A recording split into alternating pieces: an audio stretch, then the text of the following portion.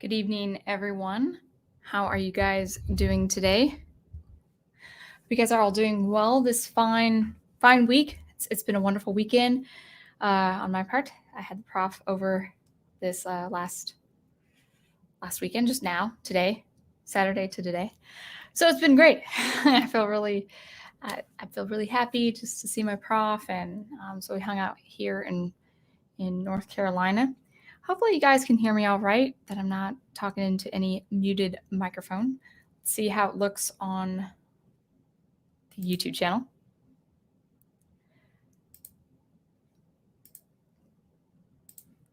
All right, it looked like it was buffering just a little bit.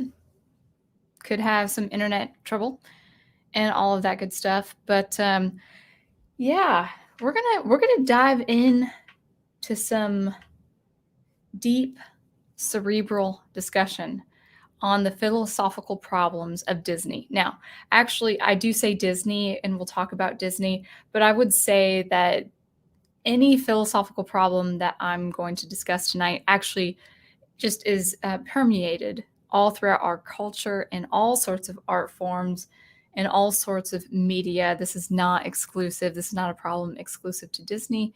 But, I think Disney being the entertainment hegemon that it is today, I think it's the prime example. So we're going to go ahead and use Disney as our example, and we'll talk about it.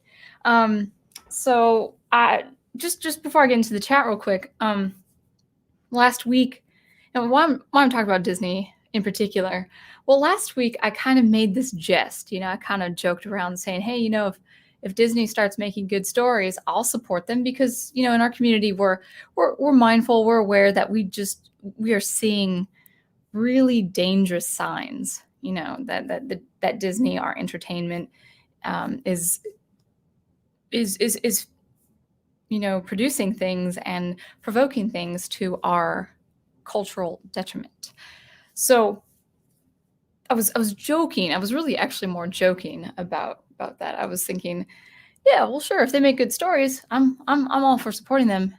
But I actually don't believe that they can make stories anymore, or good stories anymore, not without a fundamental change, because of all these problems that we were talking about.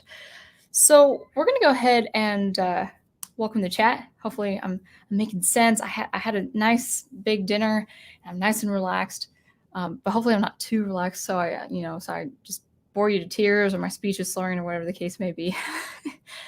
So let's go ahead and welcome the chat, and then we'll get started. Well, it's going to be a pretty heavy stream, hopefully delightful in some ways, but also it's going to be fairly scholarly as well. So let's dive right in. So I know Melissa Harrison Sons was first, but Big Al is first on the comment section. Disney's most wanted. Yeah, that's probably true after this stream. But I didn't have any words on my thumbnail, so I should be safe. Excuse me. Dr. Y in the house. If I'm good at dad jokes and not a parent, does that make me a good faux pas? Yeah, I think that would be a good dad joke too. I'm ready for some wisdom by my handsome prof, who did spoil me rotten this last weekend. I'm still kind of, you're seeing a side effect. I'm just really relaxed. So hopefully I can talk about very deep intellectual things tonight. And I'd love to hear your comments and input in the chat. I think what I'm going to have, well, let's just talk about the chat and talk to the chat, and we'll talk about what we're doing tonight. And Melissa Harris and Sons is present. And Dr. Y says, historical trivia. Today is the 35th anniversary of the Chernobyl disaster. That was 1986. Possibly, right? Was that 1986? That's scary stuff. That's frightening stuff. I mean, society had legitimate concern with what was going on over there. And Daniel Craig is in. That's a good background pick. I hope so. I'm not creative enough, or I don't have enough time to do some, creative thumbnail where you see Disneyland or Disney World, under some sort of dystopia. I just didn't have the time. I couldn't find the pictures. some of these free, not really free, but these picture platforms, like Canva, they don't really have a large library on Disney Pix, and for good reason. Horizon Talker is in the house. Hope you and your projects, all your projects, are doing well. And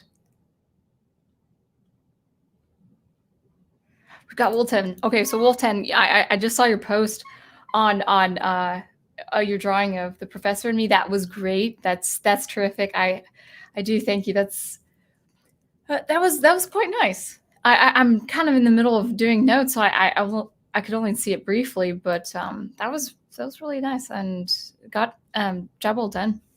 I can't wait to see kind of what the color you're thinking of. I like the names.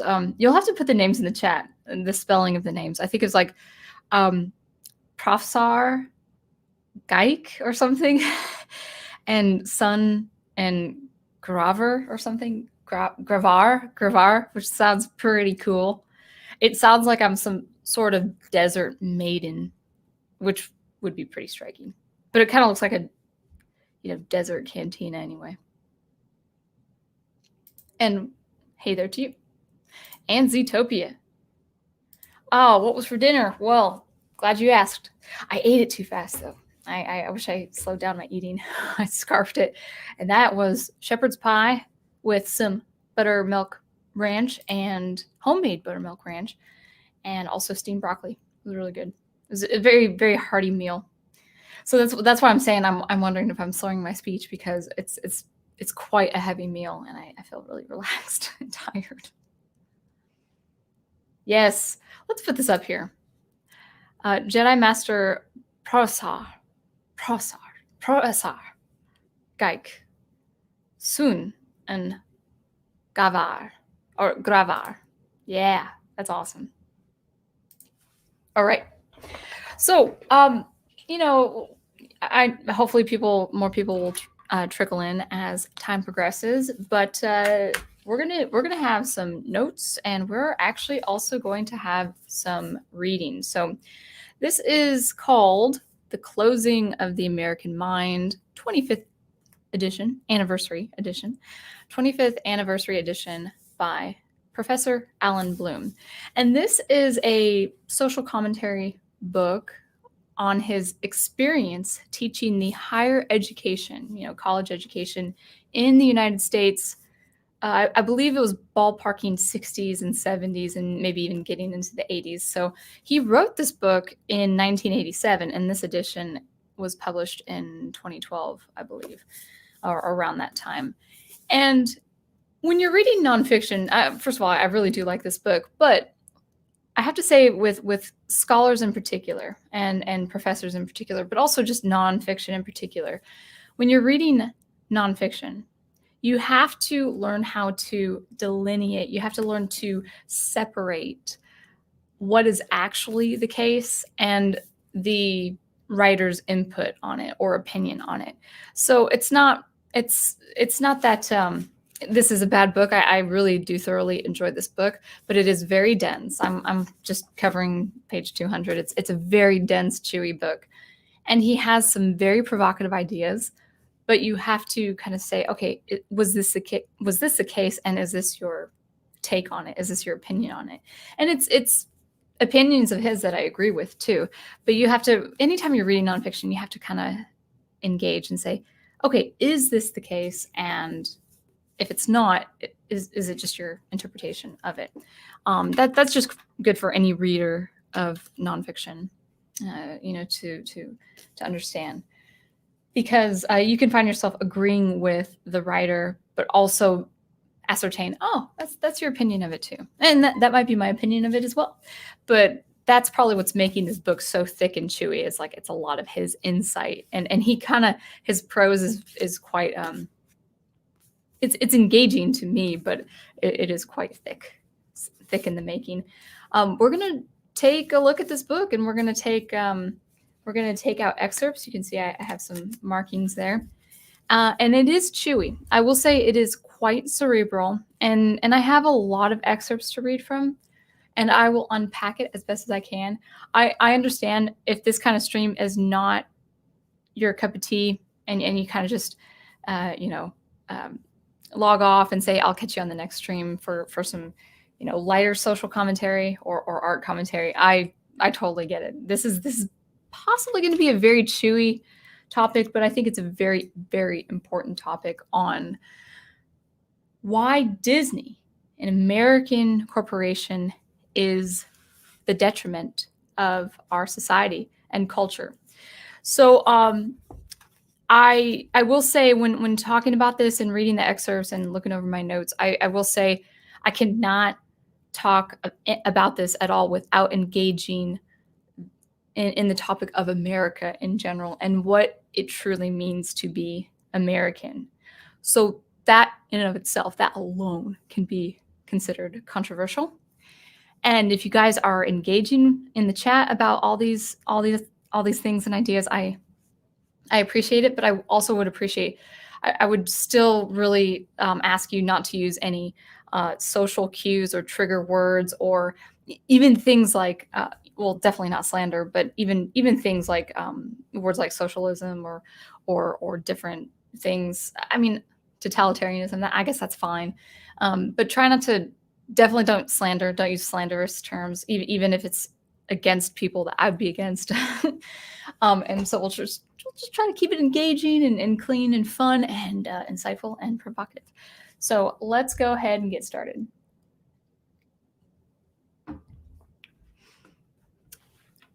So Alan Bloom's commentary on the closing of the American mind, the philosophical detriment that has really just sullied our education system, and also ultimately entertainment, as we were seeing with Disney. So before I begin reading, I want to talk about what I would consider to be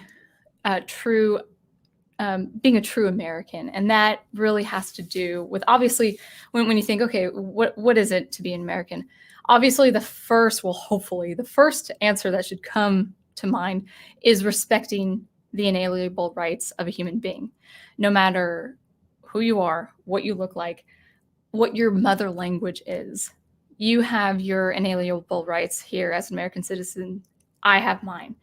And I would never infringe on your rights. I would never impose my religion or my own culture on your culture, as long as you honor and respect the same for me. That's, in a nutshell, what it means to be an American.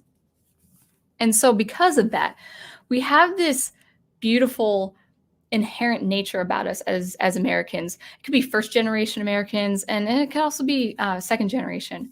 Or what I mean is, you might even come to the States as an adult, from another country, and still understand this meaning of openness and open-mindedness. Because in America, if you understand what it means to be an American, true blue American, understanding the inalienable rights and understanding that the preservation of, I respect you no matter what you look like and what your culture is. Let's see, where was I going with that? I just want to say that we do have that is our that's our law, that's our human law, and also that's the law of our conscience and our heart. So this is distinctly American, that we can have all these cultures, true cultural diversity in its essence, and still maintain the core, the impetus that is Americanism, and honoring the life and the freedoms of other people. So that's what I wanted to start with. Just kind of keep that in mind, that this open-mindedness of respecting the other. This is what being American is respecting the other. And it's distinctly American. It's not quite found in other countries. I know, controversial already, right? So let's just go ahead and I'm gonna read excerpts, unpack it a little, and then also just continue reading and going over these notes.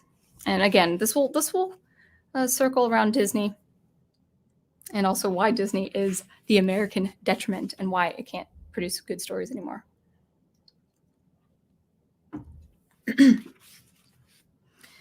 All right, so on openness, on the American openness, and what that means and where it's progressed, unfortunately.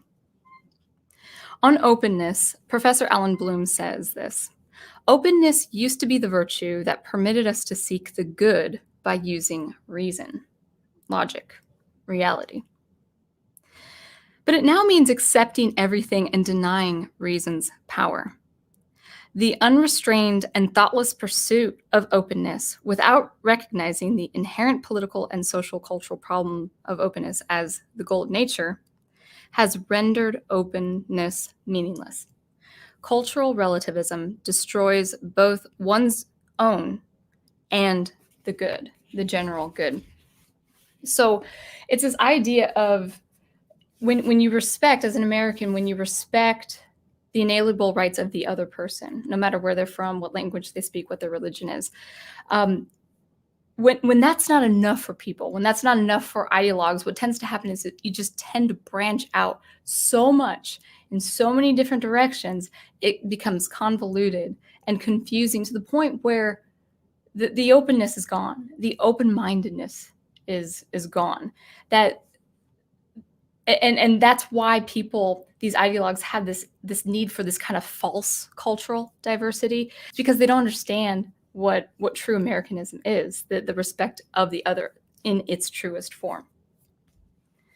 So I think that's why we've in our art and in our society today, we've had this just direct push for this cultural diversity and relativism, is because people have lost the sense of what it truly means to be open-minded and also tolerant.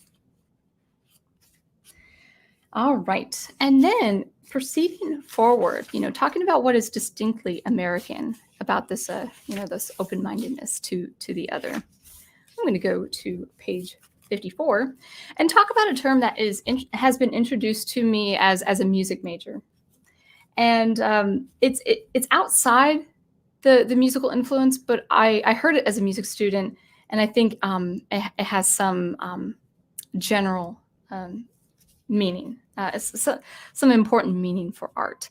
And that is the term or the word Gesamtwerk. That is German, Gesamtwerk. And as a music major, I was introduced to this term, really the term associated with the composer Wagner, the German operatic composer, in that Gesamtwerk was this idea that the composer had, or the artist had, direct control over everything. So Wagner had control not only of his music in the opera, not only the libretto, the text to sing in the opera, but he had control of the staging, the costumes, the scenery, all that goes into the operatic production. So it was a complete and total absolute control of the artist. But in Alan Bloom's definition, it's simply a high work of art or high art that is distinctly German. And I wanted to bring this up by asking this question. This idea of Gesamtwerk, or art or high art that is distinctly German. This could be applied also to something that is distinctly French, something that is distinctly Italian, something that is distinctly Chinese, something that is distinctly Korean. Is there high art that is distinctly American? I would say not, in the sense that high art can be distinctly French, German, Italian, Korean, and so on.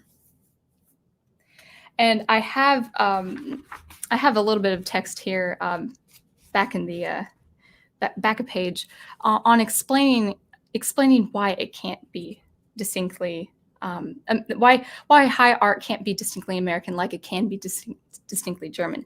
Again, think about that openness that Americans do have, respect for the other. You could be Greek and I will still see you as American. You could be Chinese and I will still see you as American. Moreover, the Greek will see the Chinese as American as they see me as American. That kind of openness is really kind of that term we still use today, that melting pot, where we have just a beautiful array of all these cultures, but still have that core and that impetus that defines each human being, no matter who they are, as distinctly American if they are American citizens. So this is why I would say, no. We can't have something distinctly American as a form of high art. But let me go ahead and read some commentary. Alan Bloom, this is how he describes, the process of being American. He says, it is possible to become an American in a day. And this is not to make light of what it means to be an American. The cooperation of natural passion and natural reason defies the ancient maxims that insisted that the city be like an organic unity generated by the motherland, with the citizen's relation to it like a leaf on a tree. It is, however, impossible, and this was back in the 60s, so this could change, it could be different today, but back then it says, it is, however, impossible to become a Frenchman in a day, for a Frenchman is a complex harmony or dissonance of historical echoes from the birth on. The French language, which the French used to learn very well, did not exist for the sake of conveying information, for communicating men's common needs. It was indistinguishable from a historical consciousness. Frenchness is defined by participation in the language, its literature, and the entire range of effects it produces. So what this means is that if you are born in that French community, it's not just the language in and of itself as a means of communication. There is deeply rooted in culture and identity of that French culture, the Frenchness, which would be different from American, because you could be French and still also be American and be viewed as American. I know this kind of seems like I'm belaboring the point, but I'm getting to the point of kind of the crux of why this idea of open-mindedness is so distinctly American. He goes down the book, and I won't read it, but he kind of goes down in the book where he says that at least again back in the 60s and 70s and that time, that a person of Jewish descent in France would be seen differently than a person of Jewish descent in America, because they would still be seen as American. So why am I harping on this? Why this Americanism? Why this? Why am I just repeating myself with this kind of text? Well, Disney is an American corporation. It's a company. Should be a company, but it's actually become, it's this massive corporation that has become an entertainment hegemon. And when Disney, an American corporation, outsources its stories to cultures that are distinctly French, Chinese, all that, it fails to realize that those cultures won't grasp that American value of open-mindedness and accessibility. So I'm actually, before going back to the notes, because it's pretty heavy, let's kind of just unpack this. I think why, hold on, I take a swig of water.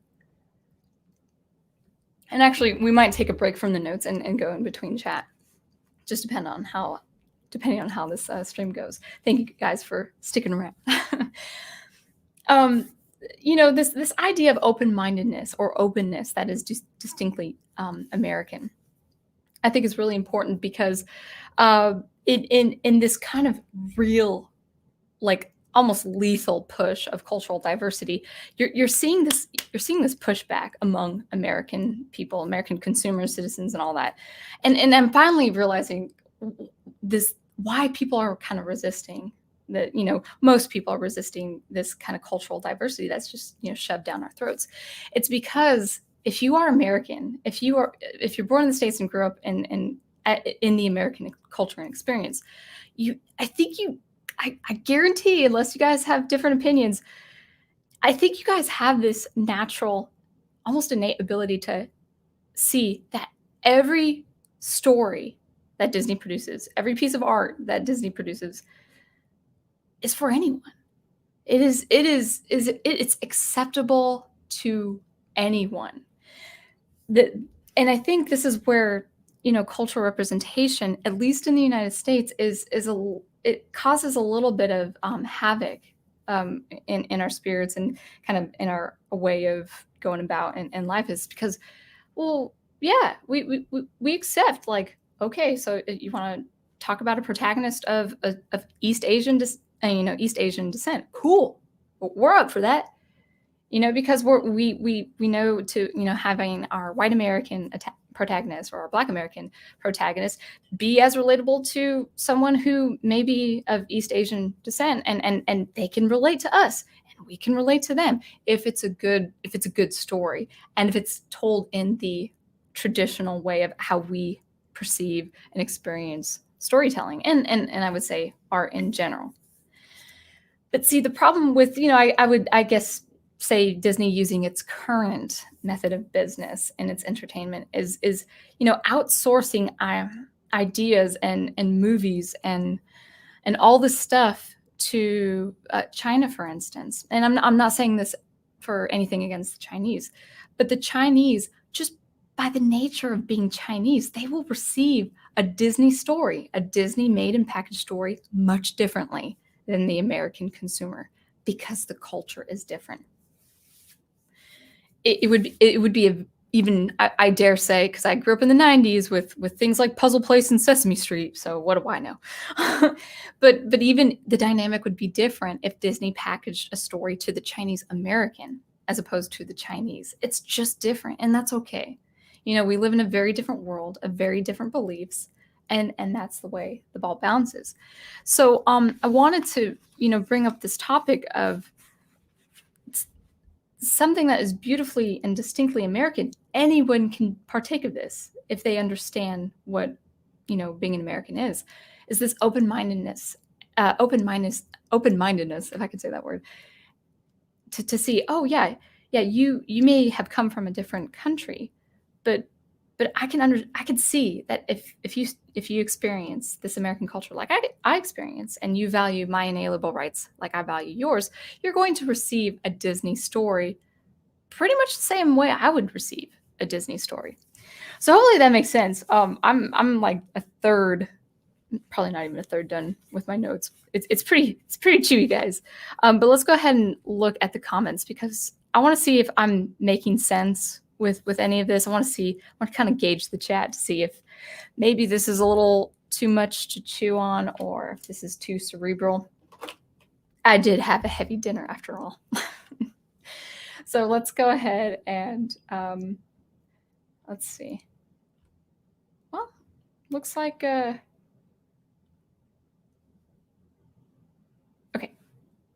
Let's see what Wolf 10 says. First of all, he says, I'll remember the electric blue for your Jedi uniform. Cool. And the intent, of course, was wholesome. Thank you. I so appreciate that. Thank you for your praise. Absolutely. Yeah, you're a talented drawer. And I just thought that was really sweet that, the characters look like they had great chemistry, which is important. What a way to top off that wonderful weekend, too. Wolf 10 says, I'm an American and I'm a free man, and I'm content with that. And that's right. Yep. I'm kind of proud to be American, okay, guys? If you understand what it means to be a true American. Daniel Craig says, quick correction, there should only be one culture in the U.S. If we don't agree on the fundamental basic things, we won't last. And that's actually exactly true. That is exactly true. So this idea of where the melting pot comes into play. I mean, probably if you grew up in the 90s, you heard this term. Probably in the 80s, you heard this term. But the melting pot, I could have interpreted this wrong, but the melting pot is this idea that so many cultures can partake of the American experience. But here's where true freedom has a price. In America, where hopefully most of us honor freedom, or we do honor and uphold liberty for the other, that freedom, that very specific freedom, comes at a price. You can be Greek, you can be Italian, you can be Black, you can be white, and be American. But the culture comes second before being American. So what does that mean? Now, I'm not picking on, the Greeks, but let's say there's something in Greek culture, total hypothetical. I don't think this is the case, just a hypothetical. Let's say something in Greek culture has something inherent about that culture that is anti-American in some way. Now, does that mean you forfeit your culture and forfeit being Greek? Absolutely not. But it can't come at the expense of, I would say you can't forfeit being American first. So meaning you still live and honor the American culture, still with your Greek culture, but you just can't have that part, that factor get in the way. It can't impose upon your American perspective, or at least your way of life, not impeding on anyone else who's of a different culture but still American, not imposing your views upon another. You're infringing upon their rights. That's what I mean. So you can be Italian, but you being Italian comes second to being American. It's a very heavy, probably controversial idea right now. But being in America allows you to be Italian, but you have to first honor that the America is primary because it's giving you the liberty to having these different cultures. That has to remain intact, or this culture and society will fall. And I think that's really the one thing that can uphold actual cultural diversity. And Disney is missing it. I don't think they really care anymore. All right. Well, now we have some more people. I'll go through the chat just a little bit, and then I'll just kind of read through the notes and then go back to chat. Thank you guys for sticking around.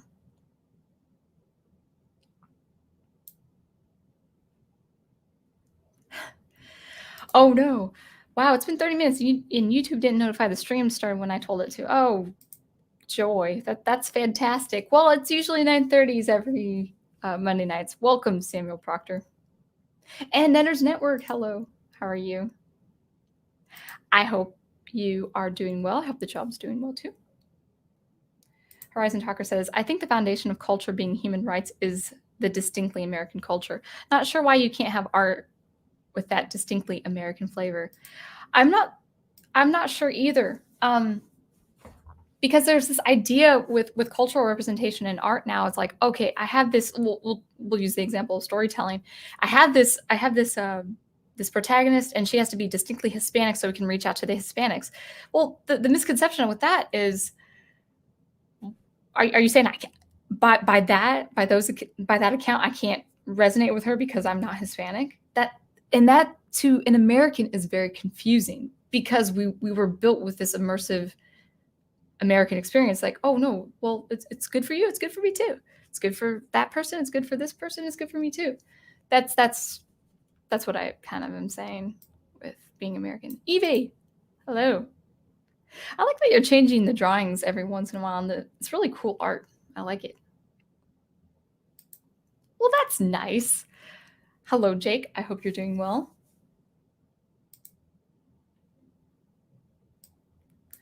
It was a Schoolhouse Rock song.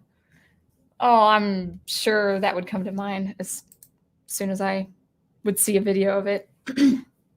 The Professor Geek says, I love the point about one's ethnicity meaning something different in different countries. It's like the hero's journey having slightly variance in different cultures.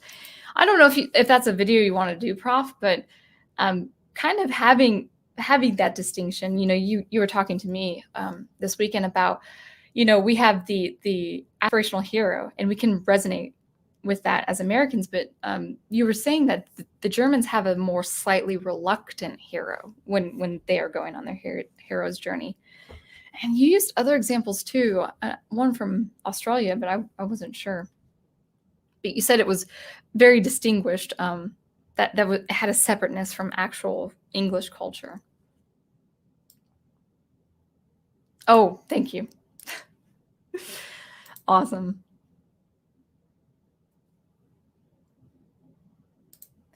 So, Daniel Craig says, I would argue that we're multi-traditional, but we must be singularly cultural. That's right. I see what you're saying there. Well, yeah. In terms of ethnicities, it's okay. I think it would be okay to use, the word like different cultures, but I see what you are saying with different traditions. King Forte. King Forte. That's how you pronounce it, right? Nice to meet you. You are new. Welcome. I hope this is one of my chewier streams as far as intellectualism is concerned. So thanks for hanging out. Shot Down in Flames is in. The reason Hollywood movies became popular worldwide is because the world wanted to see American culture. Now we get Mulan. Disney thinks they have to play to China, and they do it badly. Yeah. I just don't know. I could be wrong about this, guys.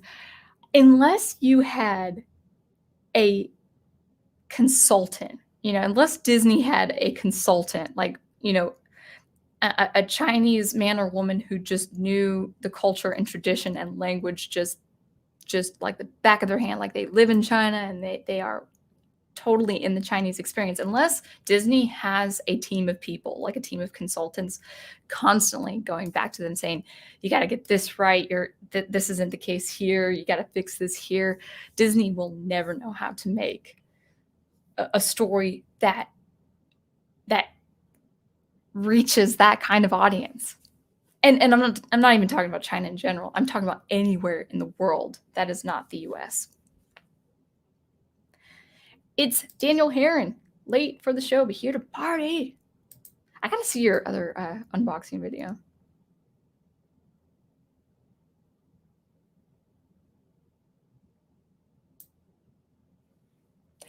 Yeah, so I of course this can of course ensue controversy, and I'm not a controversial channel, but I would say what Evie is saying about the Falcon and the Winter Soldier. I wonder if you could you prove that, Evie, like from an article or a video? I mean, I wouldn't be surprised if this is the case, but let's go ahead and bring this up. The writers for Falcon and Winter Soldier said Falcon was meant to have a distinctly black voice. My mistake if that was mentioned already. Just got here. No, actually, that wasn't mentioned. That's a pretty chewy topic on its own. If you're involving a character that's supposed to replace Captain America, the message is it's a distinctly American voice, black or white. Like, it cannot have a distinctly, nothing can be put before, especially when you're talking about a character that has the word America in his name. You have to put America first. Now, to some people that might sound really selfish, but it actually will hold. It's the tandem that holds the two together. I don't know what I'm saying, but no, I do know what I'm saying. But if you are placing black or white, if you put black culture before American culture, if you put white culture before American culture, you've lost the race. You've lost the cause as it comes to being as to being American, because you can be anything and still be American. So, yeah, I mean, it is one thing to have African American representation, but it's another thing entirely when it's like, no, this culture before America, for a character who has the name America in or the word America in his name. It doesn't make sense, because that argument says that Captain America was only for the white race, and that was certainly not true. He was for the American people, and I could say that for a fact. All right, so let's go ahead. Let me time this here. 10:07, and I'll get back to the comments. But I wanted to actually talk about now something that the prof introduced to me. I was aware of the term, but I think it's a very important term, and that is chronocentrism. The idea that the past is outdated and irrelevant, and not only that, this attitude that the past didn't know good and evil like you now know good and evil. That the past didn't know right from wrong like you know from right from wrong. That there's it's such a fallacy to believe that people of the past did not know good and evil like they should have, or like you do now. Because what does that instantly say? That instantly puts you in a position of being inherently dumber than people 200 years from you now. Like, people 200 years from you now are so much better than you and morally superior. You don't know anything compared to the people 200 years from now. That's what chronocentrism is this idea like, oh, well, it's kind of a snobbish kind of idea, like we knew so much better than the people of the 1930s. It's like, I didn't experience 2 world wars. I don't know if I have the tenacity and endurance of a lot of those people. Great Depression, all that grand stuff. But let's talk about what that is page 58, I believe. Yes. Let's talk about Disney and its role of entertaining children, and this idea of chronocentrism, and how this can be really, really scary, and something we really have to be aware. So Professor Alan Bloom says this: in the role of parenting to kids in the higher education, so adult kids at this time. This is the professor's experience. I forgot actually what he taught. I think it was, to be honest, history, I believe. Sociology, I don't think it's sociology. I'll have to look at what he did teach. But he did teach higher education, college education, in the 60s. So this is what he noticed of parents in this social dynamic of the 60s. Parents, this is society's view, including the view of the parents themselves.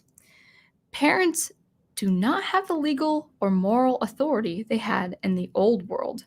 They lack self-confidence as educators of their children, generously believing that they will be better than their parents, not only in well-being, but in moral, bodily, and intellectual virtue. There is always a more or less open belief in progress, which means the past appears poor and contemptible. The future, which is open-minded, cannot be prescribed to by parents, and it eclipses the past, which they know to be inferior. So what he's talking about is this social attitude that was also embraced by parents themselves. They were like, oh, we believe that our kids are going to be much better off than we were, not in terms of just social status and well-being, but also intellectually better. We didn't have the college education, and they're going to be better for it with their college education. This kind of attitude, I mean, I was seeing kind of going into the 2000s as well. It's like, oh, you're going to have it so much better than I have had it with a college education. And so, parents, in his experience and Professor Alan Bloom's experience, parents were relinquishing their authority, because it was like this general impression that parents just didn't have either the moral obligation or the authority to tell students or their kids who were college students what was right, what was wrong. That was for the legislators of the college to decide. And I can understand it from a well-meaning perspective, especially kind of getting into the 30s, into the 40s, into the 50s, where we had this cultural, immigration, of people, starting from scratch in America and building their businesses and really not having a lot to go on. They wanted a better future for their children. That's natural, and that's noble with its limits. Of course, you don't want to, overindulge anyone, let alone your kids, spoil them and have them become materialistic. But they wanted something much more. They wanted something much more promising. People who, immigrated here, or also just, American citizens in general who were just poor, people who just were always poor. They wanted something better for the students. And so that culture was kind of like, or not culture, the college was like that gateway to say, this is it for my kids. They're going to be so much better off. Well, that has not stopped with the college education. This I'm passing all this moral authority over to you, oh college, oh state, you will be, the blessed guardians of my children, and you will be their moral upbringing. That hasn't ended at the college education. We see that now with entertainment. And this is very, very important for Disney to, or for us to see this about Disney, because what is Disney? It's family entertainment. It's this idea where, Disney's really pushing, has this really nefarious cultural push on things that involve politics, social issues, in areas where I would say is not necessary. We did have things. I grew up with, actually, Wolf 10 brought it up on the Professor Geek group. I grew up with the Puzzle Place. Puzzle Place had a lot of social dynamics and social issues to discuss, but it was done in a very wholesome and very entertaining way. The problem with the social push now in these stories is that it's just ham-fisted, where the story has obviously been compromised, where characters have been compromised, where high quality art has been compromised. It was in the college education at first, but now they're pushing this thing in entertainment, because this is family entertainment. They want these social messages and these morally, like, I'm morally superior than your parents. Your parents don't know right from wrong. You families of Judeo-Christian values, you don't know, but we can tell your children how to think. Sounds like a conspiracy theory. I would gladly be accused of that and have that be the truth. But no, this is a lot of nefarious things are happening with this company, this corporation that's supposed to be American. And so I just wanted to throw out that bit where there's this old attitude that, well, I would say long-standing attitude as well. It's old, but also long-standing, that parents aren't important in their child's education. And I would say it's becoming true of the child's entertainment as well. So let's take a quick break for that. Hopefully this is not too long a stream. But I'm still under the hour mark, so that's good. Again, my internet is kind of spotty, so I might drop out. It's not Disney, I promise. I hope it's not. So let me go ahead and see what you guys are talking about.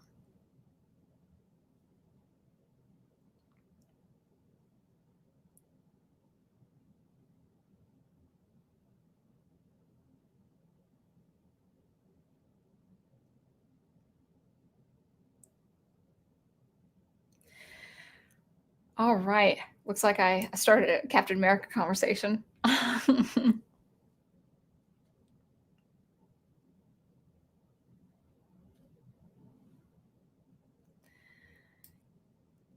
If nothing is addressed to me, I'll just continue on with my notes. Unless I see something. Oh, actually, Evie, you might not be able to post a link in the chat. But if you go ahead and post the title. Oh, by the way, guys, it's just a YouTube thing. You can't post links in comments either. So if this stream is on the replay, I'm like, oh, I'm going to post that comment, that link in the comment section.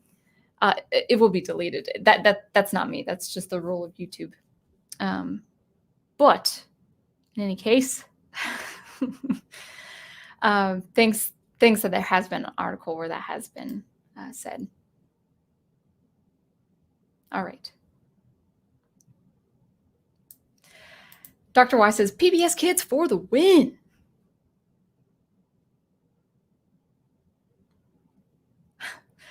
So yeah, I know Wolf 10. Okay, Dr. Y, are you familiar with the Puzzle Place? It was 6 main characters, and they were all from different parts of the United States, but they were also 6 different cultures. It was great. It was awesome. And I as a little American kid got to know about different cultures and opinions and traditions. It was great. I couldn't remember who. I think Jodie had the best singing voice. But I think my favorite character was Julie. And she was of Chinese descent. Although she was kind of vain too. I remember her being a kid. That was kind of part of her charm as well. All right. So let's get into a little bit later into the book, and we're going to talk about the vanity of creativity. This is fun. This is fun. This is something I just found so much as an academic, just the vanity of creativity. And before talking about it, just my thoughts on it, I do want to read Alan Bloom's commentary on the creative. I think it's pretty insightful and it makes sense. All right. So when you forego reason, or not forego reason, I would say when you just remove reason and logic and reality from the current state of affairs, whether it's politics, art, social commentary, whatever the case may be, when you remove reason, when you remove logic and reality, what do you have left? Well, Professor Bloom talks about creativity, and what creativity is what is left. He says, what defines man? And this is the general, by the way, this is the general ideological idea. This is not his opinion. This is his understanding of what the general public is seeing things as. What defines man is no longer his reason, which is but a tool for his preservation, but his art. For in art, man can be said to be creative. Such a man's greatest work of art is himself. He who can take his person, a chaos of impressions and desires, a thing whose very unity is doubtful, and give it order and unity, and even personality. All of this results from the free activity of his spirit and his will. He contains in himself the elements of the legislator, the lawgiver, and the prophet, the religious person or the spiritual person. And this man has a deeper grasp of the true nature of things, more than the contemplatives, the philosophers, and the scientists who take the given order as a permanent and fail to understand man. Such is the restoration of the ancient greatness of man against scientific egalitarianism. Oh, but how different he looks now. So to unpack this, what he's saying is in the recent centuries, really since I would say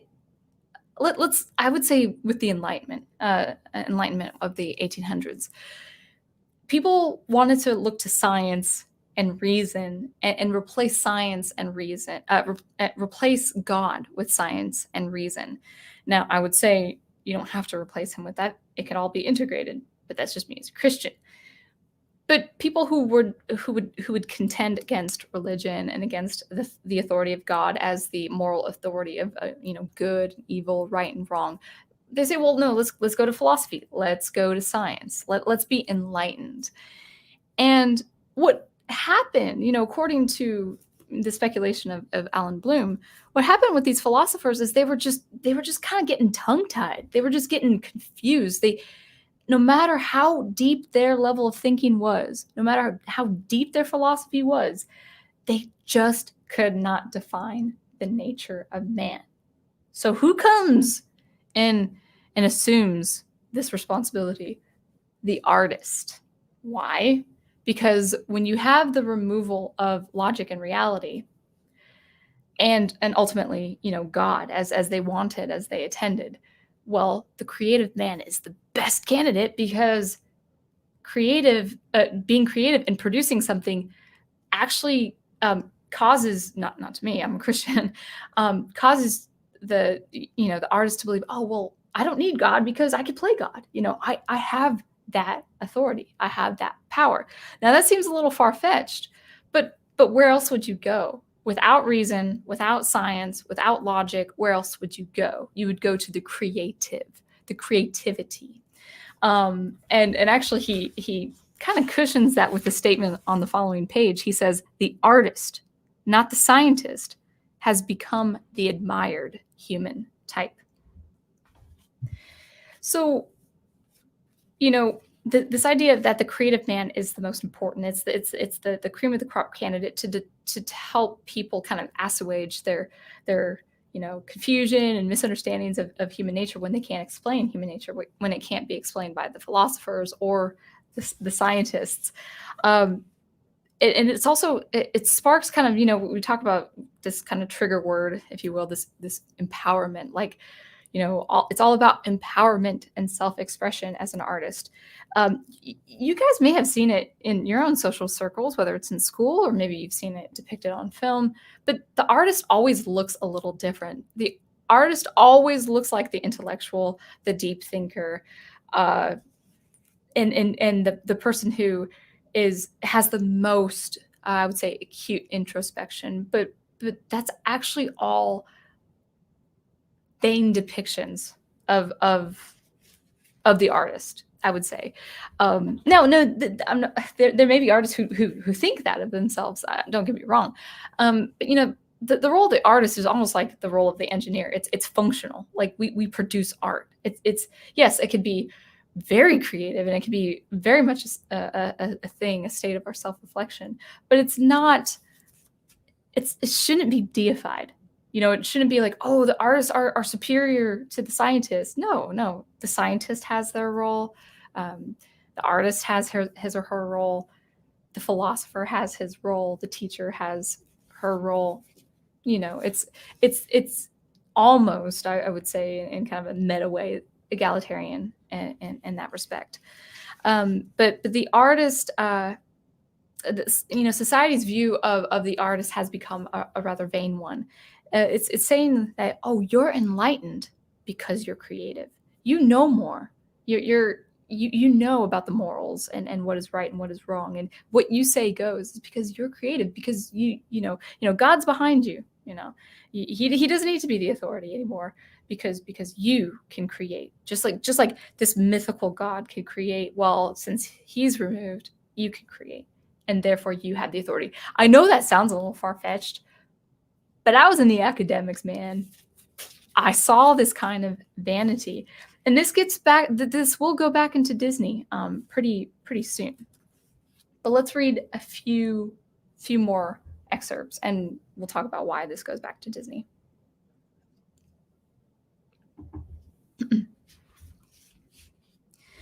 All right. Calling it art when it isn't. That's my next excerpt. The nice thing about a kind of democracy is that we do want good things for all people. We want the well-being for others. We want the fruitfulness of others. We want to see people succeed. We love to see people achieve their dreams. As true Americans, I would say that of me. Like it is wonderfully exciting to see people accomplish their dreams and serve their communities and have so much pride and joy, a good kind of healthy pride and joy, a good kind of ego. But seeing them achieve that is the nature and way of the American dream, as it were. Yeah, I know the term American dream is used more disparagingly now, like, oh, that American dream is like getting a $600,000 mortgage or whatever. No, I mean the literal sense of people pursuing what they hope to pursue in their life, as long as it's healthy and virtuous and all of that. So that's the nature of our democracy, so to speak. Hopefully we can maintain that as much as we can these next years. But on democracy, or actually on art and calling art good, or whatever the case may be, there's a little bit of a caveat in having a good kind of democracy. And this is what Alan Bloom says. It is in the nature of democracy to deny no one access to good things, and that is true.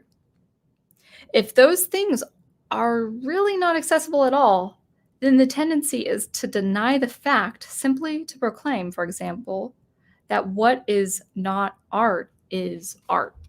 So one of the caveat, I would say a caveat of this beautiful democracy that we would love to uphold, the person pursuing the good or pursuing good things, is that then we have this tendency of saying, oh, well, anything could be good. Like don't deny another person, a good thing, even if you objectively, say that's not good, or that has a subpar standard, or that's mediocre. No. Let that person enjoy the good thing. Well, what does that become? Saying that the person says, well, I enjoy it, therefore it's art.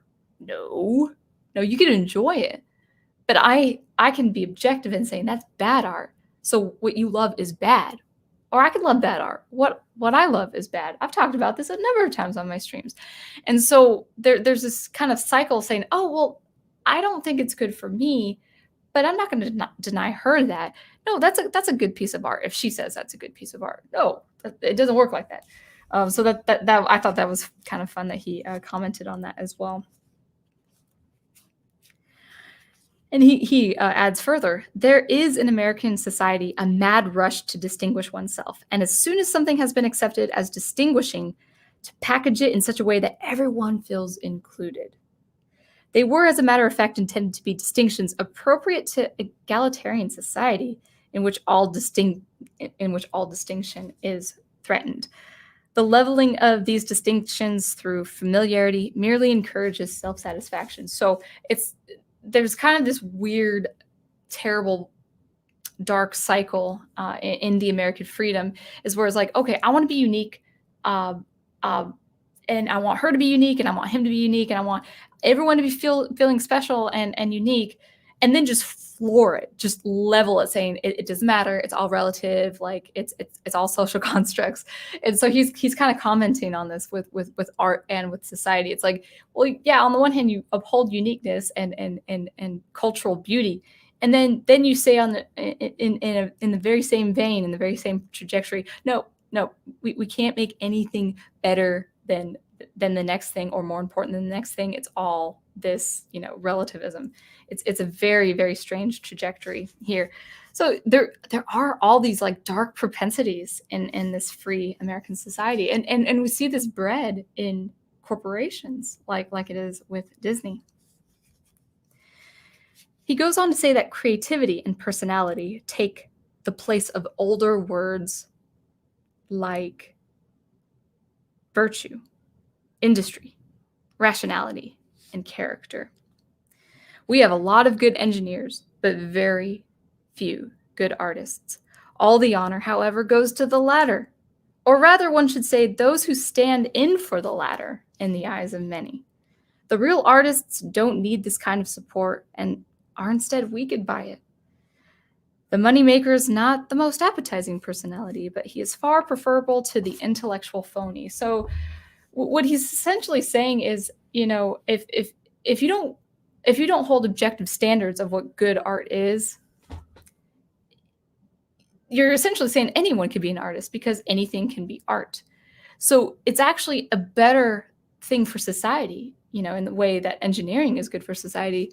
It's better that the artist is upheld as the true artist, even if they make money. Even if they uphold the profit motive, that is better than the intellectual phony.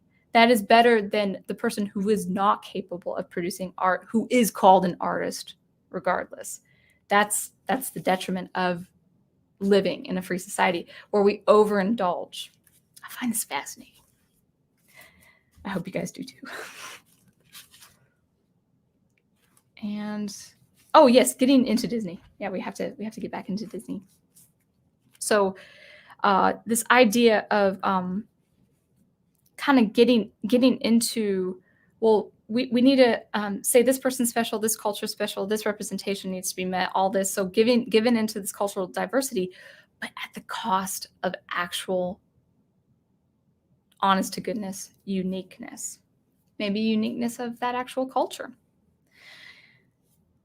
And I would say this is why Disney will continue to succeed. Maybe not monetarily, maybe not by profit, but I think the reason why Disney will continue to succeed, even in creating subpar, mediocre stories, it's because creativity is still behind it, because there's a really weird, insidious vanity behind creativity.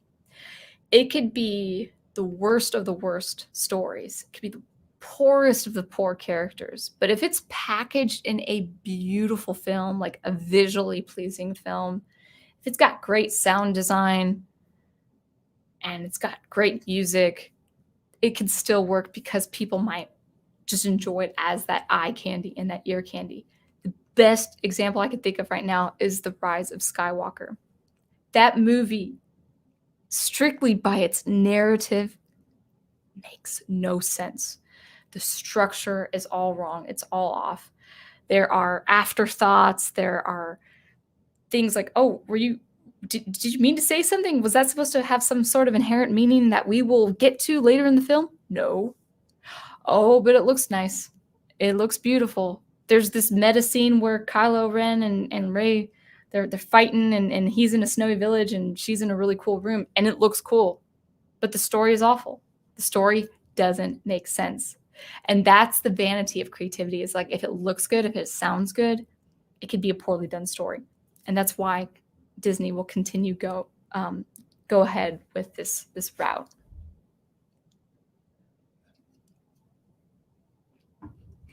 And I'll read one more thing before going into the notes, and we have a few more things. It's only the hour mark. That's great. I was sure I was going to go over 2 hours here. I might. All right. The obliteration of American culture. That is what is next.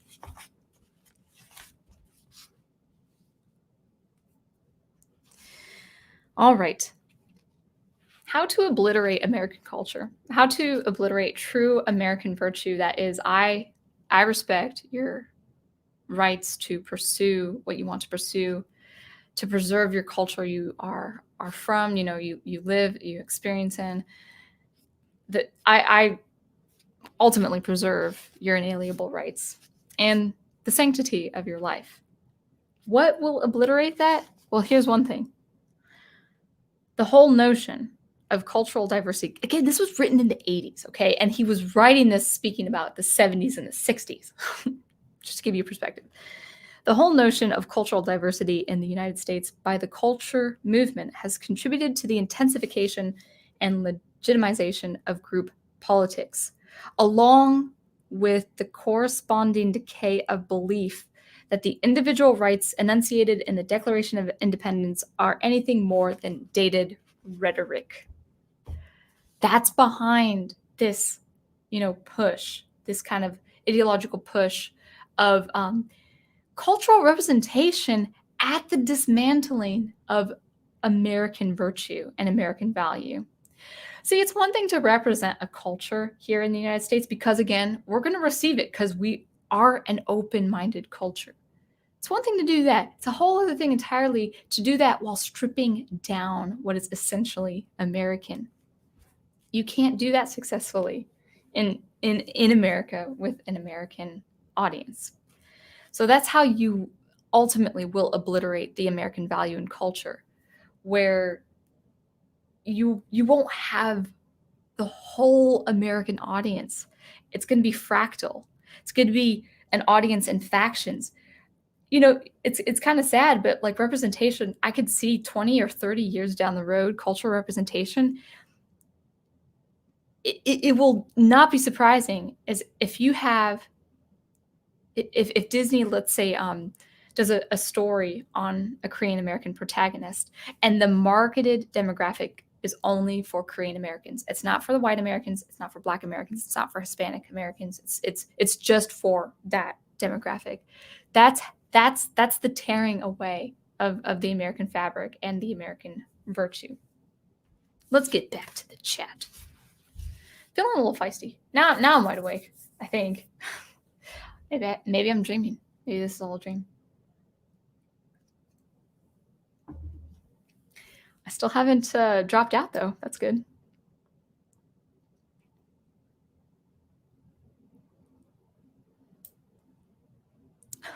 No! First of all, Big Al, tinfoil mouse ear hat to deflect Disney monitors. That's kind of funny.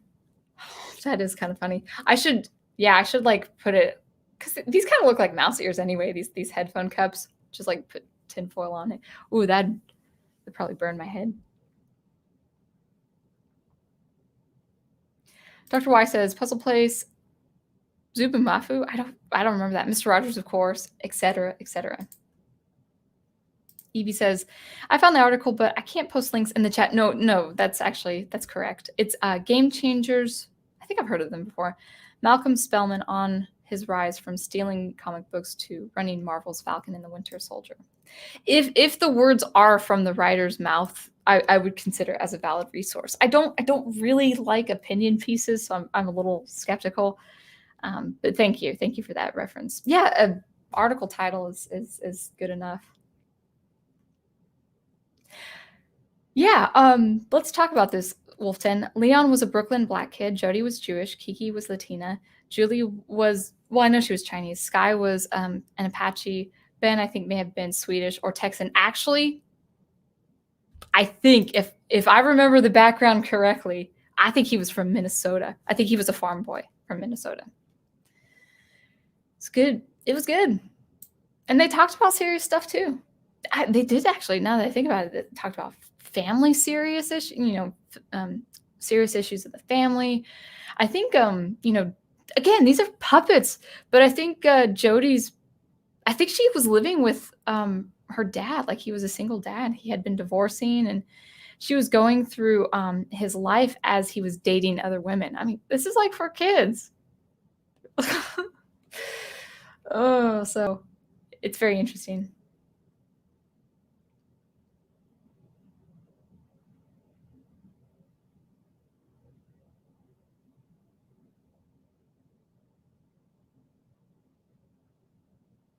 All right. That is absolutely true, Melissa. He's the god of science too, and science helps people. It does. And I love art too, Melissa.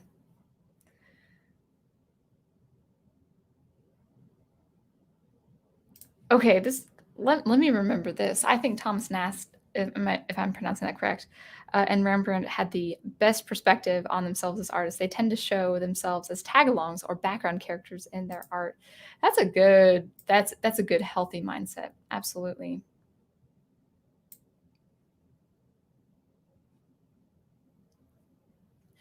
And Samuel Proctor says, I mean, art and culture is upstream from politics. I might not disagree with you. I think there's a place to be. I think politicians have their place. If someone feels called to lead with integrity, I definitely think there's a place for politicians. It's just a little out of control. But it's not just in politics. As soon as people have their positions of power, they're going to lord over you. I mean, it's kind of like the tenured professor. If you've ever been in a class with a tenured professor, I'm not saying this of all tenured professors, but they have total absolute control. And I can imagine students say that's not true. They don't. I'm like, I don't know. I kind of think they do. But yeah, it's kind of overindulging in your position of power. That's so dangerous.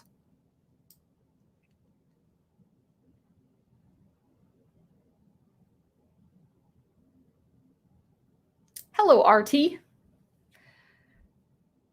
Let's see. This is oof. RT, I think I'm going to read what you wrote just in case, but I'm not saying what you say is inappropriate, but you have a pretty provocative point. We live in a world where subjective replaces the objective. In the extreme terms, genocide is art. That's an extreme example, but again, this is the stuff science fiction is made of. War is art. Placing an apple on a stand in a museum, Yoko Ono, is art. I don't know if that's a Yoko Ono thing, but I've even done some of her performance art. Yeah. It's marketing. Disney knows that people will go watch those movies even when they make no sense. Yeah, it's a pretty package. It's a pretty package.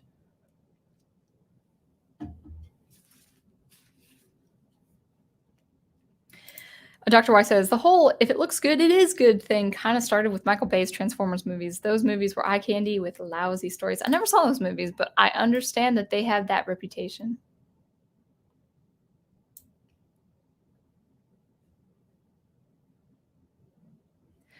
King Forte says, myself, I don't see enlightened because of my art. Right. Rather, the creator gave me such imagination that I can't help but pour it out, be that writing or drawing, because I'm overflowed with his love and hope. Yeah, absolutely.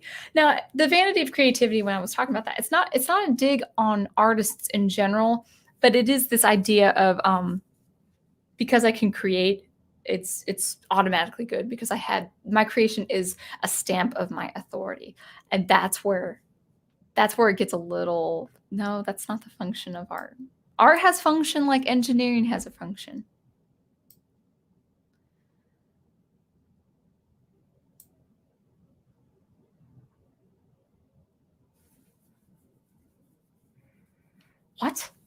What? Now I'm a little gullible, Samuel Proctor, so if you're pulling my leg. While I was driving, I saw a crane lowering a 5-foot-tall Mickey Mouse statue. No idea what it was for, but it was eerie. Oh, I thought you were saying lifting up, meaning he was removing. Again, Mickey Mouse has nothing to do with this. Mickey Mouse is not affiliated with this entertainment hegemon that we call Disney now. Walt Disney is not affiliated with this entertainment hegemon. Hello, Matthew Flynn. Nice to see you. I haven't seen you in these neck of the woods for a while. Must be schedule. I do forget that you are 6 hours. I think you're 6 hours away. So it's like 4 in the morning or sometime. All right. Let's see. Samuel Proctor says, I had to learn the difference between objectivity and subjectivity from Mahler's Last Jedi reviews. School didn't even mention those two concepts. That's weird. Actually, now that I think about it really wasn't mentioned in my music school either. Actually, you know what? Not on the level it should have been.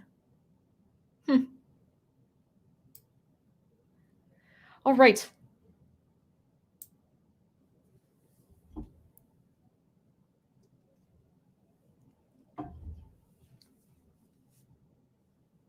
Yeah, that I remember seeing that scene where he's putting all of his signature on pieces of art. Yeah, that's kind of like a parody of like the chaotic artist, like Dadaism, let's just slap like the running gag, the age-old running gag of putting a mustache on Mona Lisa. It's kind of that attitude. Again, I'm not saying this of all artists, guys, but all right. I'll go down a little further, and then there's just a little bit more to go through, but I think we are making some good time. Evie says, Zack Snyder movies are eye candy for me, not well written, but like to put them on sometimes, even if the sound is off, just to enjoy the imagery. My favorite is Sucker Punch. Not familiar, but I don't know if we mentioned that name in these parts of the woods.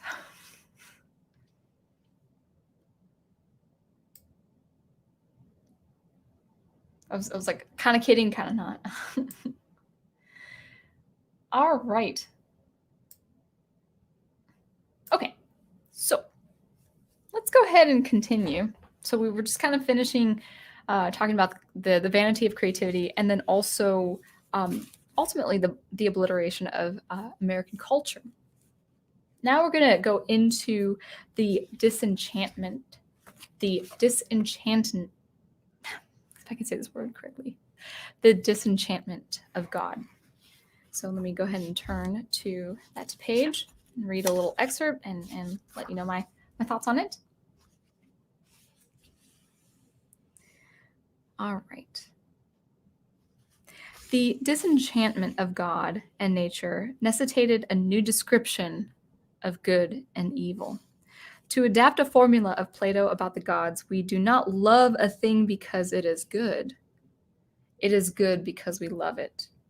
It is our decision to esteem that makes something esteemable or estimable, however you pronounce that word. So what Bloom is drawing from here is when we remove God and nature from reality, we try to redefine reality that is outside God and that is outside nature and that is outside the order of things. Well, what do we have to do? We are obliged, we have to, in order to make sense of things and to still communicate, we have to define a new kind of good and evil. And this is what the ideologues are doing. If you do not have the traditional values, if you do not either God, science, logic, reality, whatever the case, if that is completely removed from your vocabulary, you have no choice but to churn up new meaning that doesn't make any sense to anyone else but you. Remember that. But you have to do it anyway. And so this is what the ideologues are pushing. It's like, well, we believe in this cultural representation. It's like, you actually you really don't know how to do that without understanding and valuing the American tradition of that melting pot of all these cultures being intact as one singular American culture. You just can't continue on with cultural representation when you don't even know who your audience is anymore. So there's that. I was kind of going through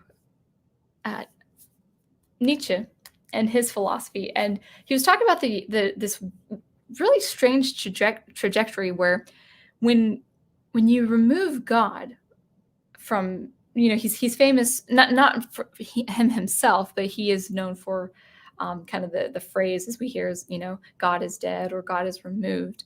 Well, it was his take on the societal removal of God. And when God, the authority, the divine authority of right and wrong and logic is removed, what tends to happen is this nihilism.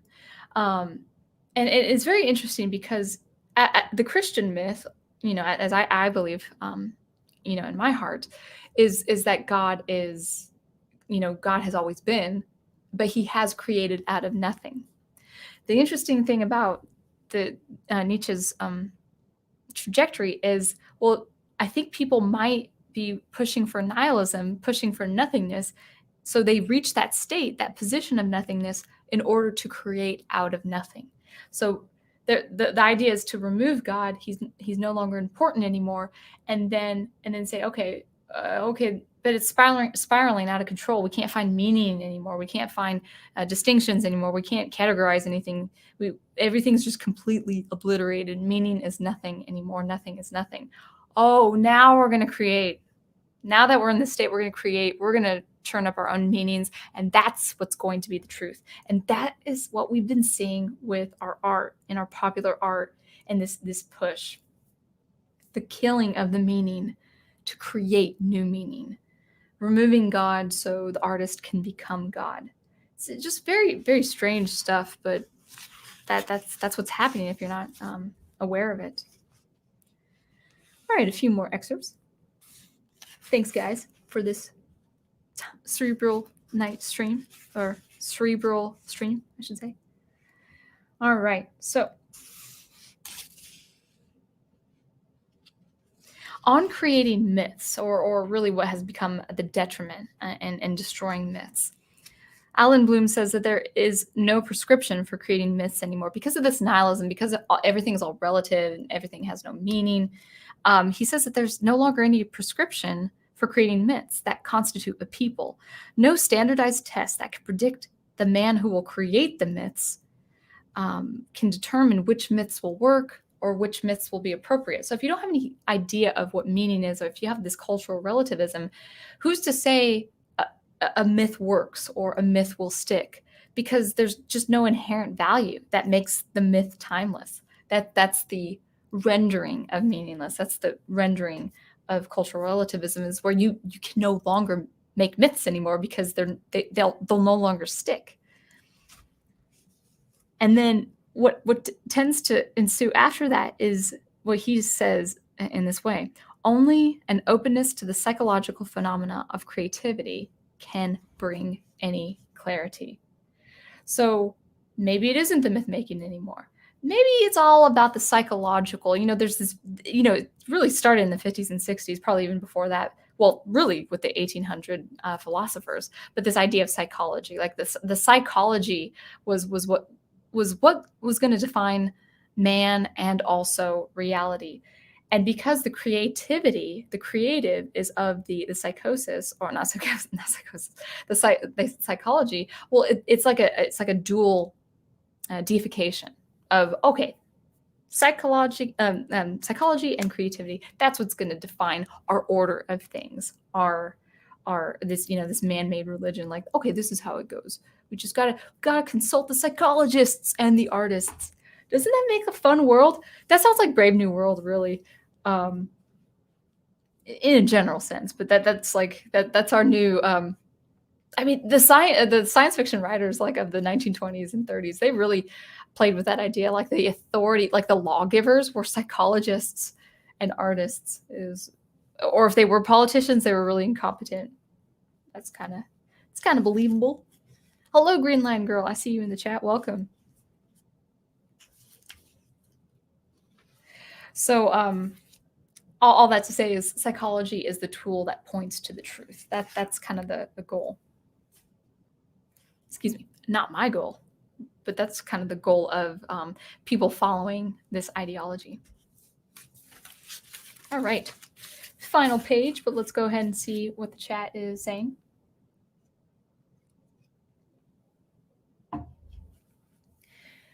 Green Line Girl, you missed a lot.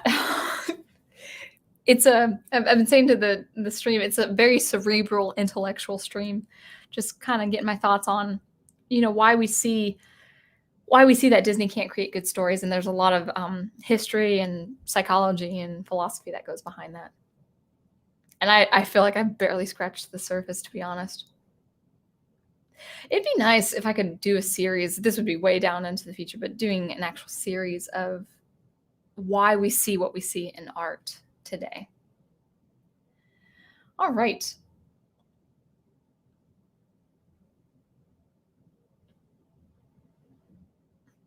There's no two separate Mickey Mouse. No, Mickey Mouse is a good protagonist. He's not soulless. He's not soulless. He's not a mascot. He is not a mascot. He is a protagonist. He's a kind-hearted, dear protagonist. And he's nothing else. He's nothing else. The idea of and I'm not picking on you, Samuel Proctor, but the idea of saying, oh, we can stamp his face because it's like Steamboat Willie, that was Walt Disney back then. It's like, no, Disney is not the time it was with Steamboat Willie, okay? It's a very different, not just corporation, it's a different school of thought entirely. All right.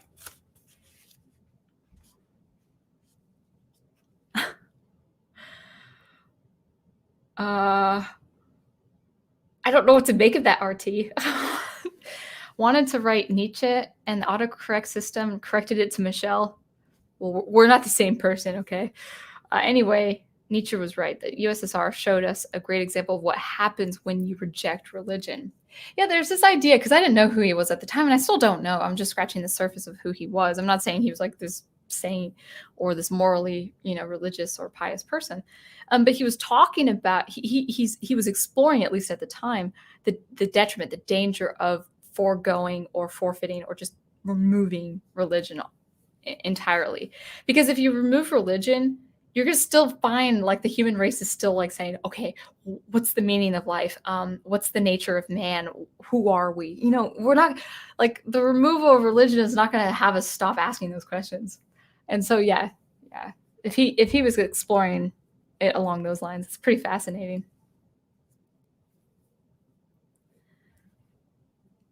Wolf10 says, remember a time when Disney was all about family and princesses and culture? Good times. Okay, there you go. Green Lion Girl says, I prefer King Mickey from Kingdom Hearts. Good. The prof still has to go over that game with me because I've only seen a little bit. I've been I've been hogging the retro box when he comes here. So, all right. Samuel Proctor says the Mickey you're talking about. Let me go ahead and put this up. Is the original one I mentioned. Ever since Walt died, the company slowly treated him more like the mascot. Yeah. I would agree with that. All right. And just a few more notes, if you guys don't mind, and then we'll just talk, we'll talk amongst ourselves, in the chat.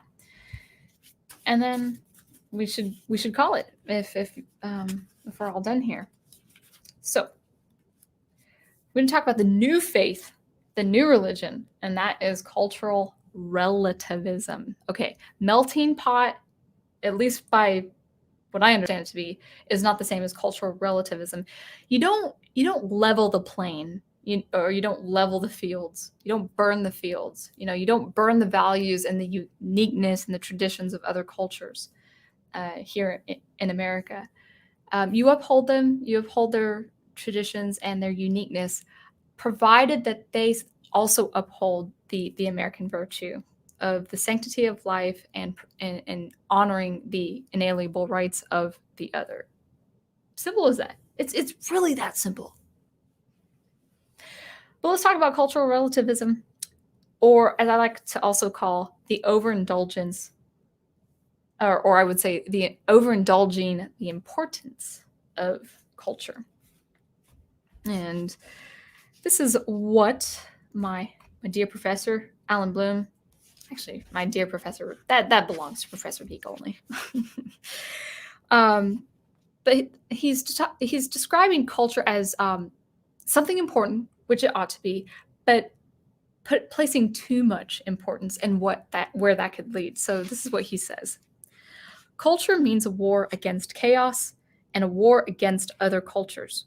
The very idea of culture carries with it a value. Man needs culture and must do what is necessary to create and maintain cultures. There is no place for a theoretical man to stand. To live, to have any inner substance, a man must have values, must be committed. Therefore, a cultural relativist must care for culture more than the truth and fight for the culture while knowing it is not true. So what that means is when a kind of culture takes precedence over truth, or I would say takes precedence. Yeah, I would say over truth, and I would say that's the right way of putting it. You'll find that the man or woman, or the ideologue rather, is going to commit to maintaining that culture no matter what. So what that means is it's going to maintain that culture even if it doesn't make sense. So the ideology of we'll be clean here, guys, of course, but I'll just go ahead and use yes, it's a little controversial, but it's the most tangible example I can think of right now. And this need, like there's the need to protect and preserve this idea of toxic masculinity, like all masculinity is bad. Well, even if it goes against science and nature and logic, they're going to maintain that as to be their truth, even if it's not true. And what tends to happen, as he puts it here, is cultural relativism, as opposed to relativism simply, teaches the need to believe while undermining belief. So it's the belief, I'm gonna protect this and preserve this at all costs, even if it's not going against, even if it is going against reality, truth, and logic, and even if it's going against people who believe in the truth.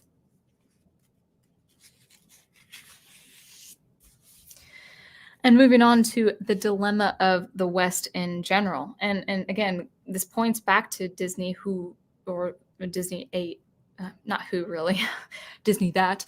It points back to Disney, an American corporation. So the dilemma of the West is as follows. The West has been demythologized and had lost its power. Actually, let me read this again, just make sure I'm reading it clearly. The West had been demythologized and had lost its power to inspire, and its inspires view of the future. Therefore, it is evident that its myths are what animates a culture, and the makers of myths are the makers of culture and of man. These myth makers, are superior to philosophers who only study and analyze what the poets make.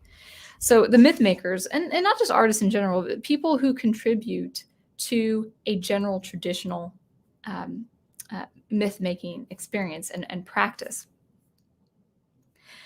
Myths tend to stick when they have an inherent human value, when they have something that is innately human innately of our, that is innately of our being and psyche. That shared human experience. So for instance, no matter what they do with the character Captain America, the original first Avenger will always be the hopefully the one that sticks.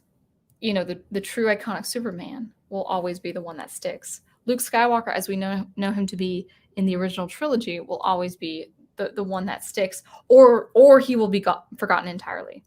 If they keep doing these different, more dangerous, more kind of leveling the field interpretations of these characters, what's going to happen is they're not going to be remembered at all, because it's just not going to stick like a myth, like how a myth should function.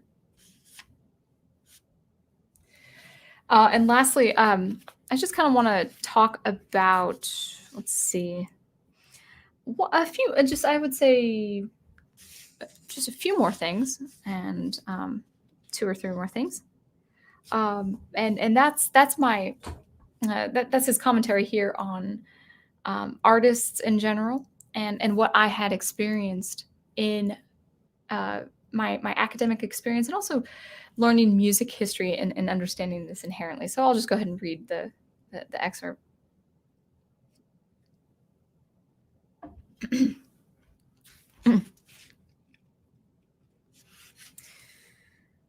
All right, so on artists. Let's see if I have I think I need to find a better stopping point from my book. The artists whom Nietzsche saw around him, those whose gifts were the greatest, attested to a kind of loss.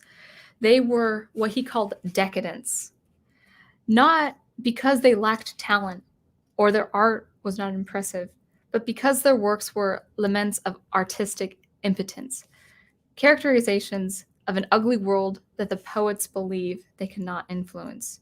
Immediately after the French Revolution, and this did happen a little bit later with music, immediately after the French Revolution, there had been a stupendous artistic effervescence, and poets thought they could again be legislators of mankind.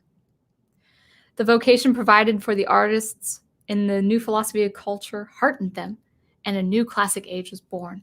Idealism, romanticism, appeared to be carved out of a place for the sublime in the order of things.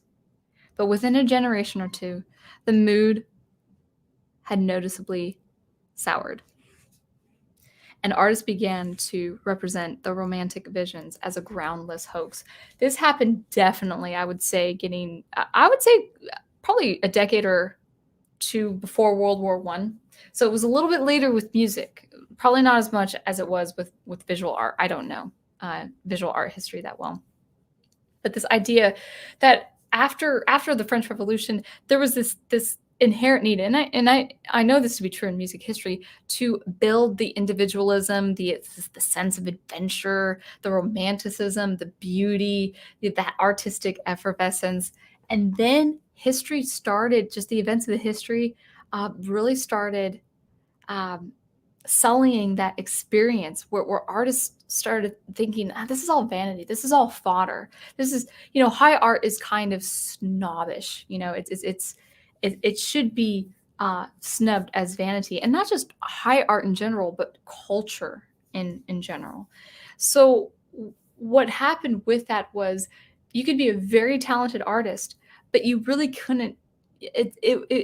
It's common practice, especially with postmodern artists or postmodernists, to be, even if you're very capable and very talented, your role really is to showcase impotent art. Like, it doesn't take that much to do something. It doesn't take much skill to do something, because high art, or beautiful expression and effervescence and wonderful skill building and making it is a sign of snobbishness.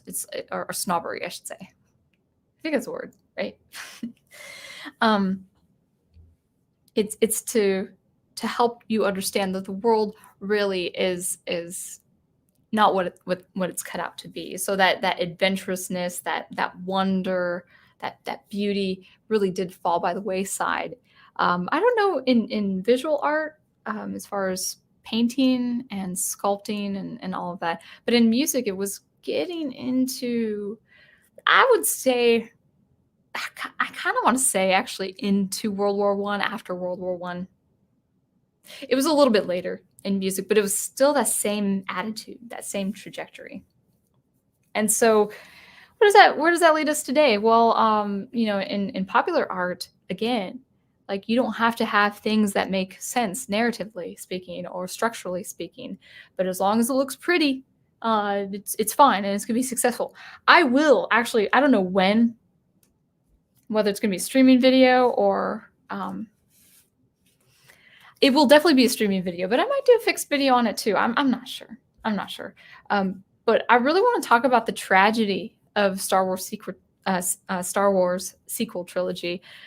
And maybe your first reaction is like, again, Michelle, you've done this so many times. But actually, I haven't really talked about the tragedy that no one is talking about when it comes to Star Wars sequel trilogy. And that is, Rian Johnson had very nihilistic, I would say J.J. Abrams too, I'm sorry, J.J. Abrams as well, had very nihilistic nuances. I mean, pretty bold nuances of nihilism and meaninglessness in that sequel tragedy. But the real tragedy that no one talks about, and I think this is really, really important, is Rian Johnson and J.J. Abrams had billions of dollars behind them to do a nihilistic postmodernistic project. If they didn't do without the money, of course they wouldn't have their audience and they wouldn't be known. But more than that, because they had the budget and they had the brand, they could dress up their nihilism and all the pretty pictures and all the beautiful sound and all the music, and nothing against John Williams, but they had John Williams. They had John Williams, they had the state-of-the-art sound design, they had the state-of-the-art visuals. They dressed up nihilism in a very, very pretty package. And I think that's the most insidious part of the Star Wars sequel trilogy, where the story didn't live up to the visual standards and the sound standards and the music standards. It's really, really bizarre and striking. But I think that actually is one of the biggest tragedies of that whole project, is that it was a nihilistic storyline. It was a nihilistic narrative. And it was dressed up in the prettiest way imaginable. And we all gobbled it up. I was one of those people until the prof showed me the light. All right. And I think that's everything. I would just say one last thing, there's nothing really specific in the text, but it's also on historical usefulness. He mentions in this very same page as this artistic impotence that he was talking about, was that things like Judeo-Christian values, things like heroism, personal sacrifice, that is no longer useful in the eyes of these elites and these ideologues. So with Disney, you're going to see it again and again as movies come. You might see pretty pictures. You might hear beautiful sound. You might hear beautiful music scores. And I'm still happy to comment those music scores if they're objectively good. But you're going to see less. You're going to see fewer things that make sense in terms of personal sacrifice. Like, I've only seen the Harry Potter films. I've never read the books, but one thing I knew about those movies was the idea of friendship, loyalty, and personal sacrifice in the thick of it, in very harrowing, scary times. You're not going to see that level of camaraderie anymore. You're going to see a lot more of characters having self-interests, and their self-interests expand and pretty much take over the story. Because things like Judeo-Christian values like family, personal sacrifice, heroism is all falling by the wayside. It's considered to have run out of its historical usefulness. It no longer serves history anymore, because history is also a problem. All right. And I guess there was one more. Let's see if there's one more. Actually, this is a good conclusion. This is a good conclusion. And then we'll talk about, talk about it on the chat, and then we'll see how it goes.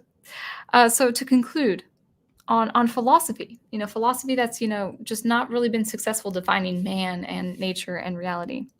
Philosophy in the old mode demythologizes and demystifies.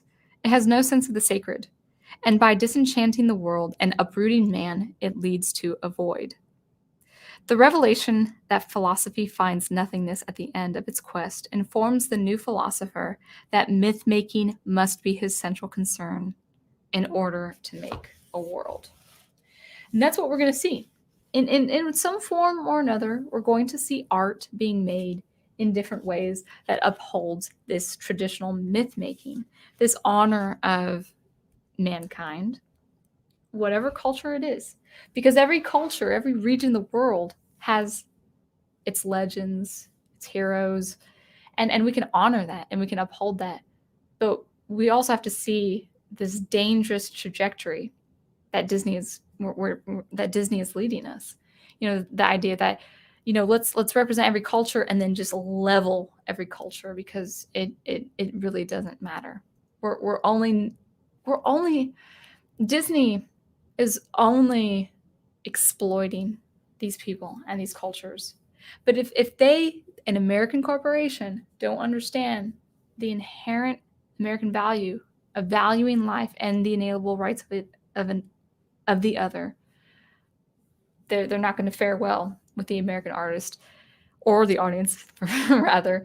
And they might have a completely different audience probably 20, 30 years down the road if we don't wake up. So that is my conclusion. I know that was a really heavy topic. Hopefully you guys enjoyed that. When I was thinking about doing this idea, I didn't think it was gonna be like so like stretching my brain, but it really did. But I thought it was fun. We need one of those streams every once in a while. So hopefully that made sense in the context of Disney, and then also probably in the context of things like Warner Brothers and Sony and the different gaming manufacturers and all the major players, all these elite players that are they're just doing the same thing, and they're going to continue doing the same thing. If I know, guys, I don't enjoy saying this, but if people have hope because of what they saw with The Mandalorian, it's years, decades, hundreds of years of the uprooting of mankind and the nature of man and reality. I mean, just hundreds of years of philosophies and social experiments and the uprooting of beauty and art and all that stuff. And that's not going to be fixed because Mandalorian happened. It's kind of sad, but that's why we have to be vigilant and diligent. So I'm saying let's create our own myths. Let's preserve and produce the art we love, and keep talking about the detrimental art. I don't mind complaining about this stuff. People may argue saying, well, stop talking about this stuff. Like you're only giving these people attention.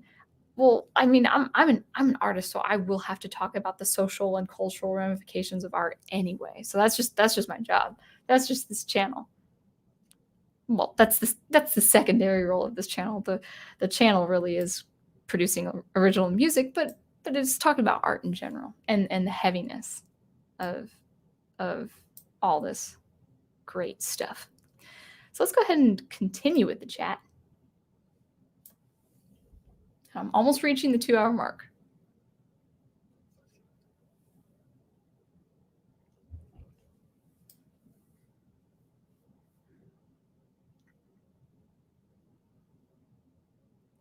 Yeah, actually, I won't say I disagree, Melissa, because I actually don't know his history. The professor actually knows a lot about Walt Disney, the man himself. Was a Christian and a family-friendly guy. I know that he had an imagination. And I know he wanted to create his own myths for the American culture, for the American family household. No question.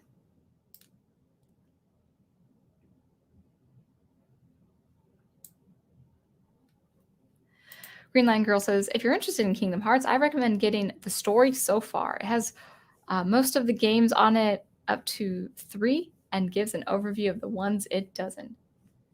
The story so far. Cool. Yeah, I think it's just a matter of just me kind of sitting next to a prof and watching him play the game. I think he started the very beginning when I think I did see the very beginning. I'm not sure. I can't remember.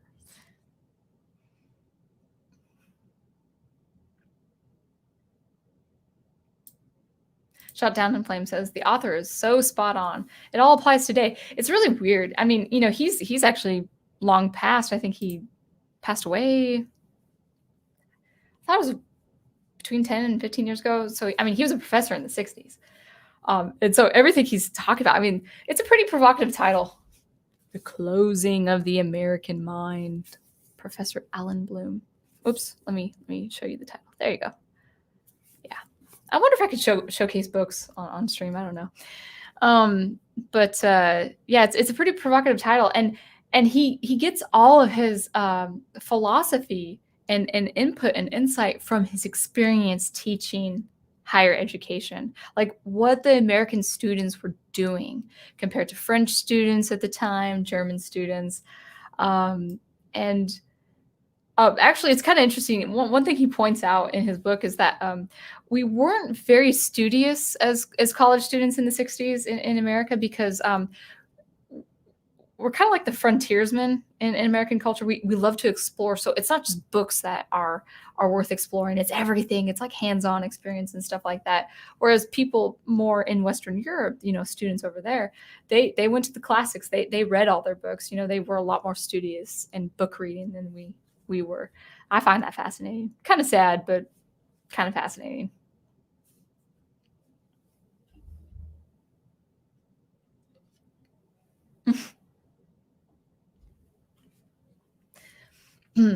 Most modern writers have embraced nihilism, but they are selling what they are selling is defeatism. I don't know that. I'm not familiar with that term.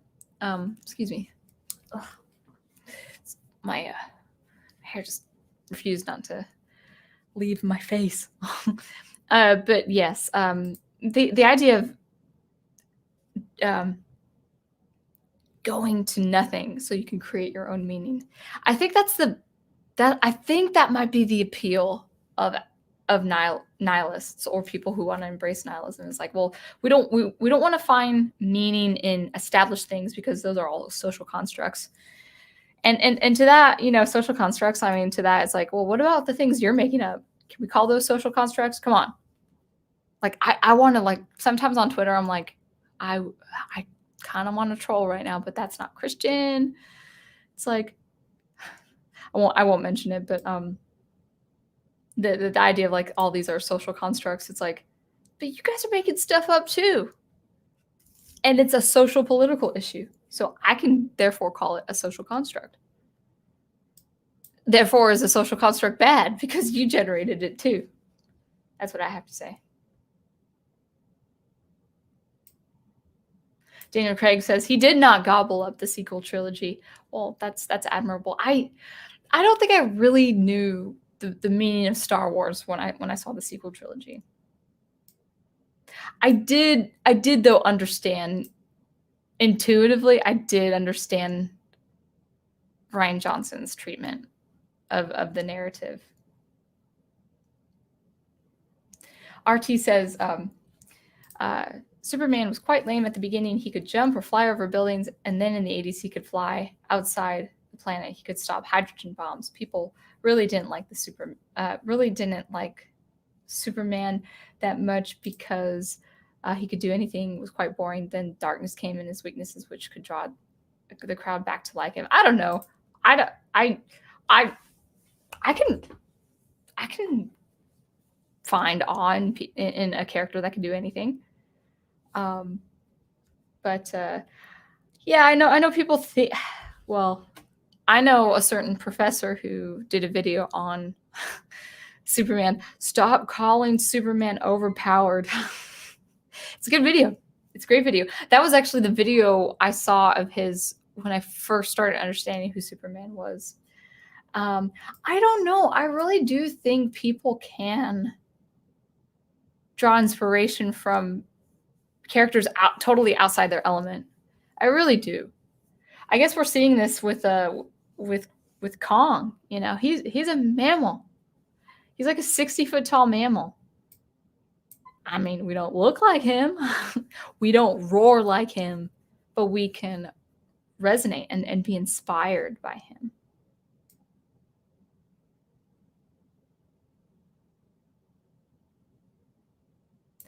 I don't know about that. I mean, I don't know how familiar you are with Professor Geek's group, but I mean, like, yeah, there I would say obstacles, but actual moral flaws that would worsen his character if that's the case. There's nothing wrong with having a godlike creature or character.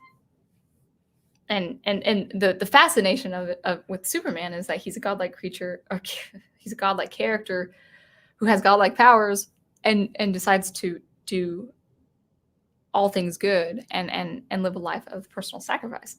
That could be incredibly inspiring. Okay, so yes, let's bring this up. I heard Raya wasn't very deep into Southeast Asian culture either. Shame. It would have been interesting. You don't see them much in our media. Yeah, I mean, I read like they took influences from like 7 or 8 different Southeast Asian countries. They should have just stuck with one. They should have hired like a team of consultants saying, "Hey, let's get this right. We would really like to do a legend, like a loosely adaptation of a legend based on, based in your country. Do you have a cool legend in your archives that we can put to use, film and create some wonderfully spontaneous moments and magic and all of that." But they didn't even do that. It's like let's pull all these different cultures that are probably really different. They are probably unique in their own ways. It's like it's kind of like stuffing your face with like 8 different pieces of candy. They're probably all good by themselves, but maybe good together, maybe not so much. It's like okay, guys, come on. It's like Disney making this is analogous to Disney making chocolate covered gummy bears. Those things are nasty, okay? Chocolate is fine, gummy bears are fine, not together. And that's what Disney probably did with Raya.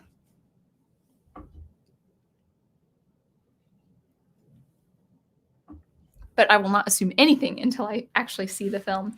I may see the film, not pay for the film, of course, but I actually don't pay for Disney Plus, but I still have it as a family account. It's awesome. So I'm not really supporting Disney, but I will see that film once it's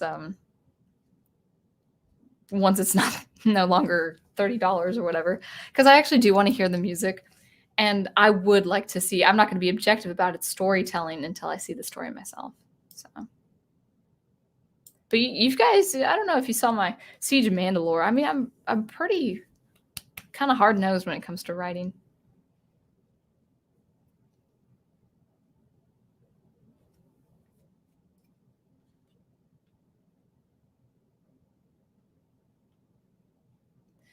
Evie says, it does bother me when any complaints about current entertainment media are called outrage culture and the like. It's such a broad brush to paint with. That's no, I mean, people have concerns. They have concerns. Professor Geek says, excellent presentation, and I'd rather watch you play a game than play one myself any day. Oh, thank you, Prof. Yeah, I was playing, so this weekend I was playing Donkey Kong 3, Dixie Kong's Double Trouble. It's a great game. It's a great game. I think I'm actually 60% done. But it's awesome.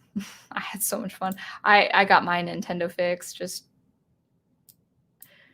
I usually cap off after 2 hours of playing games, but I just found myself just kind of on this just adrenaline rush all the way through. It's like I needed this. I don't know about that. I'm not good with fighting games. I bet she can mop the floor with you. Probably not. I don't know. I just like the linear kind of obstacle course games. I also like the JRPG format as well.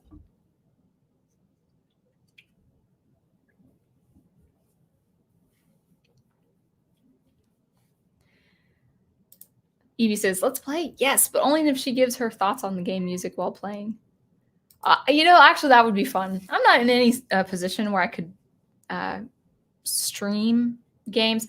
The games I play, though, I don't think are appropriate for streaming because there are points where I have to do the level over and over and over again. So I don't think it'd be that fun. But yeah, I would love if I did something like that. It would be commenting on the music.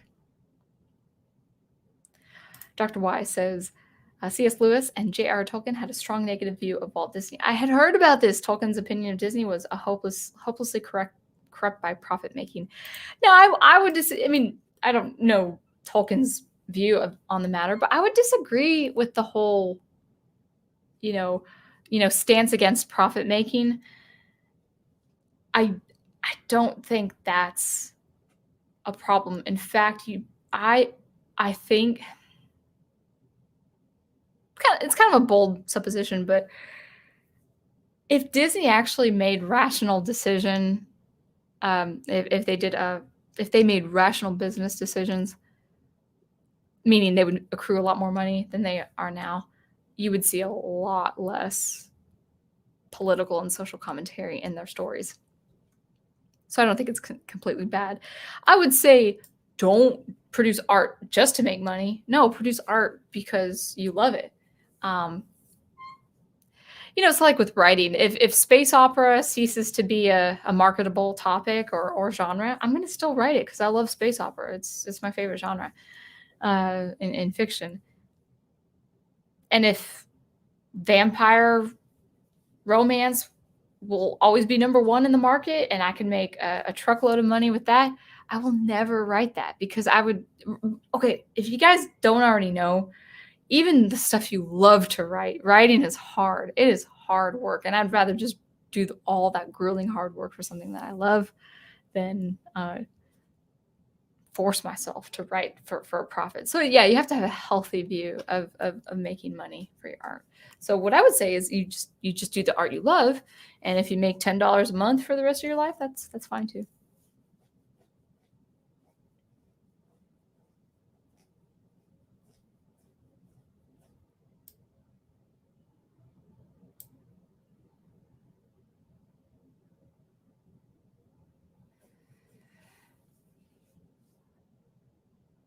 Samuel Proctor is quoting Superman, I don't know where from. I feel like I live in a world made of cardboard, always taking constant care not to break anything or someone, never allowing myself to lose control, even for a moment, or someone will die.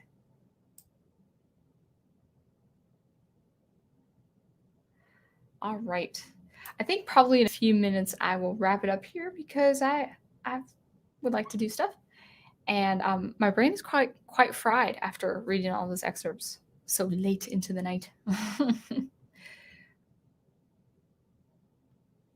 Okay. Yeah, actually, Evie, Lion King's a great example. It's like a fantastical depiction of the Sahara Desert. Yeah, make something evocative. Like make something culturally evocative. But again, it's like you have to do that, but market it to the American audience because chances are it's going to be incredibly received, and the average American will say, "Hey, I can enjoy it," and the person over across the country on the other, in the other state, the different ethnicity will enjoy it too.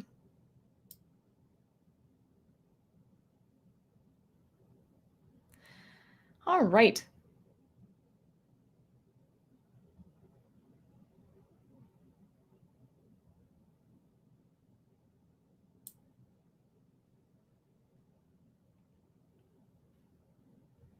Samuel Proctor says telling stories and making a profit out of out of it is a gift to storytellers. If people like the stories of retellings, why not reward them for doing so?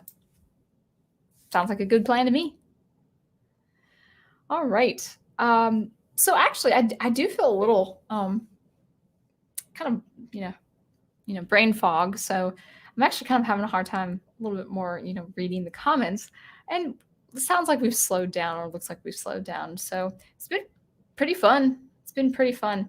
Yeah, as far as like the Tolkien disagreement or whatever the case is, like it's like I love Tolkien and I love C.S. Lewis, but their actual social opinions of another person that won't affect my opinion of that other person as well.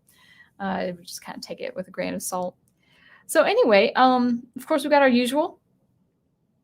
For me, I'll have my sound experimentation videos every Thursday, of course, but I think I'm just going to really work on my album this week, probably next week too. And so I think my next few videos this Thursday will just involve me just constantly bettering my album content, my music, my 4 tracks for my upcoming space ambient album. So that will be the case most likely this Thursday. Of course, we've got WCR streamings Tuesdays and Thursdays, 2:30 p.m. Eastern time. Go ahead and tell us your topics, Wolf 10, in the chat. We've also got Catholic Bible Geek for our last study of the Chronicles of Narnia. It's been a long stretch. It's kind of sad that we've come to the end, but it's been so fun. I have really enjoyed it. That will be 9, I believe, on the Catholic Bible Geek channel. And of course, we have Green Line Girl with her gaming streamings Wednesday nights, and also a little bit of Friday earlier, like a late afternoon. And then also Daniel Heron with soundtracks of Birdman, and of course with Aged Boomer. And of course, we have probably something. Look around for Fan Man. I think he's streaming 8 p.m. roughly on Friday nights. Also, Second Cup Cafe. I don't know when, to be honest. You'll just have to kind of be on the lookout for those. And then Alan and Nanette, they pass. They go back and forth between their streams for the rewatches.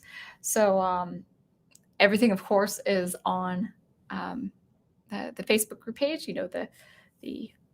The announcement or the feed, whatever it's called. I'm getting really tired. Thanks, King Forte. I appreciate that. I hope it was fun. I personally thought it was really chewy, but it looks like you guys really liked that. So that was great. Wolf 10 says, talking about deconstruction, cool. Is that Tuesday you're talking about? Though that may change depending. Okay, cool. All right, good. Thank you, RT, Evie, King Forte, Dr. Y, Melissa Harris, Samuel Proctor, Wolf 10, Green Line Girl, Zootopia, and of course my handsome prof, and also Big Al, but his internet probably dropped. So thank you guys so much for watching. Always be on the lookout for some more sound experimentation every Thursday and some live commentary every Monday nights. Maybe some commentary Saturday, but there's no telling with my schedule. And until I see you next, keep preserving and producing the art you love, and I will catch you next time. Thanks again.